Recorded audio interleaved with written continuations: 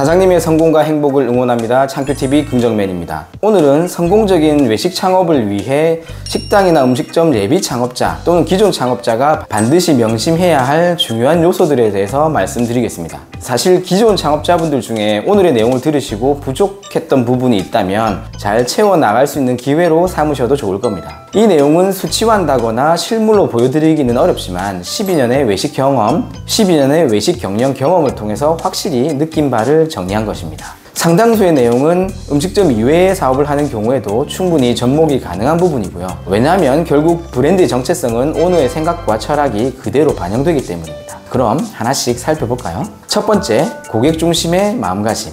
음식점의 성공은 무엇보다 고객 만족에 달려 있습니다. 고객이 만족해야 재방문하고 또 좋은 입소문이 나기 때문에 음식점의 평판이 좋아집니다. 따라서 항상 고객의 입장에서 생각하고 그들의 필요와 요구를 최우선으로 고려해야 합니다. 예를 들어서 고객이 어떤 메뉴를 좋아하는지, 어떤 점을 개선해 달라고 요청하시는지 주의 깊게 관찰하고 대응해서 그에 맞는 메뉴 개발이나 구성을 진행해 볼 필요가 있을 겁니다. 고객의 피드백 또한 매우 소중한 자산인데요. 긍정적인 피드백은 강점을 더 강화하는 데 도움이 되고 부정적인 피드백은 개선의 기회를 제공합니다. 피드백을 받을 때는 겸허한 자세로 받아들이고 즉각적으로 개선하려는 노력이 필요합니다. 예를 들어 고객이 밀면의 면발이 너무 딱딱하다고 한다면 조리 시간을 조절하거나 새로운 조리 방법을 연구해 보는 것이 좋겠죠. 두 번째, 지속적인 학습과 성장의 태도. 외식 산업은 매우 빠르게 변화합니다. 새로운 재료, 조리법, 고객의 취향 등이 끊임없이 변하기 때문에 최신 트렌드를 파악하는 것이 중요합니다. 예를 들어 최신 건강식 트렌드가 부상하고 있다면 약국밀면 같은 경우는 속이 편하다는 건강 기능적인 측면을 강조하는 마케팅 전략을 세울 수 있을 것입니다. 다른 성공적인 음식점의 사례를 연구하고 그들의 성공 비결을 분석하는 것 또한 필요한데요. 다른 음식점의 운영 방식, 마케팅 전략, 고객 서비스 등을 분석해서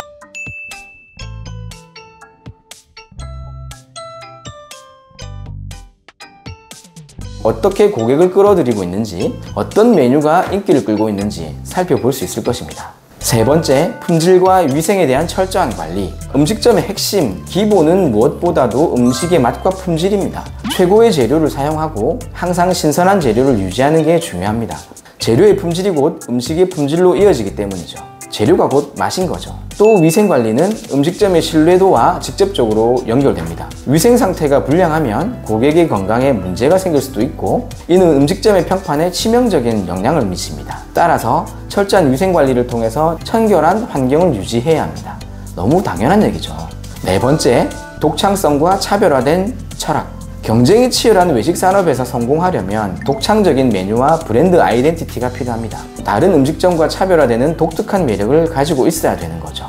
예를 들어서 약국밀면이라는 이름에서 연상되는 건강한 이미지를 강조하고 특별한 맛과 품질을 내세워서 브랜드를 구축할 수 있을 겁니다. 남다른 철학과 스토리 또한 고객에게 임팩트를 줄 수 있어야 합니다. 이는 단순히 음식을 파는 것을 넘어서 고객에게 특별한 경험을 제공하는 것이기 때문입니다.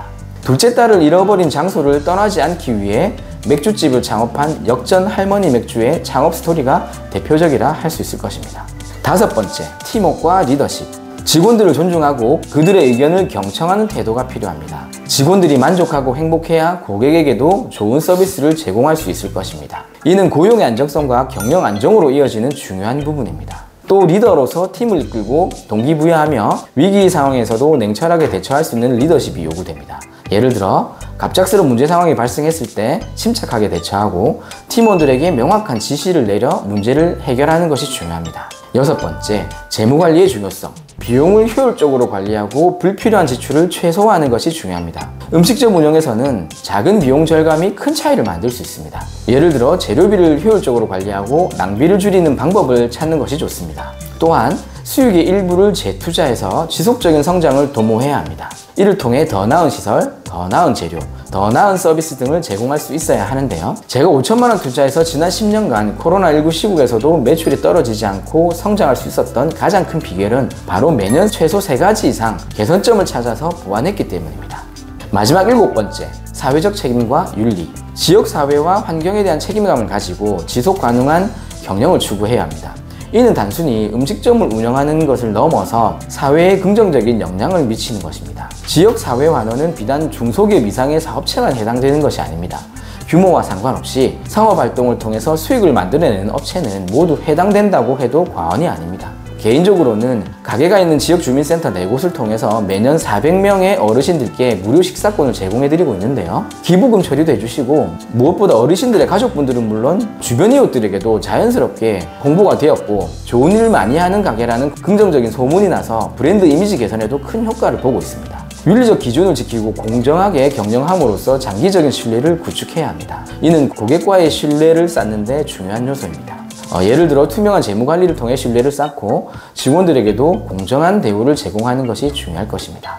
오늘 말씀드린 7가지는 뭐 하나 중요하지 않은 게 없습니다. 영상을 준비하면서 과연 나는 이 7가지를 모두 지키면서 사업을 하고 있는가 돌아보게 되었습니다. 이 모든 요소들을 마음에 새기고 차근차근 실천해 나간다면 여러분들의 외식 창업은 반드시 성공할 것입니다. 고객의 만족을 최우선하고 끊임없이 배우고 성장하면서 철저한 품질 관리와 위생 관리를 통해 신뢰를 쌓아보십시오. 독창성과 차별화된 철학을 바탕으로 팀워크와 리더십을 발휘하고 재무 관리와 사회적 책임을 다하는 경영자가 되시기를 바랍니다. 오늘 영상도 조금이나마 도움이 되셨다면 구독, 좋아요 부탁드리고요. 사장님의 성공과 행복을 응원합니다. 이상 창큐TV 긍정맨이었습니다. 감사합니다.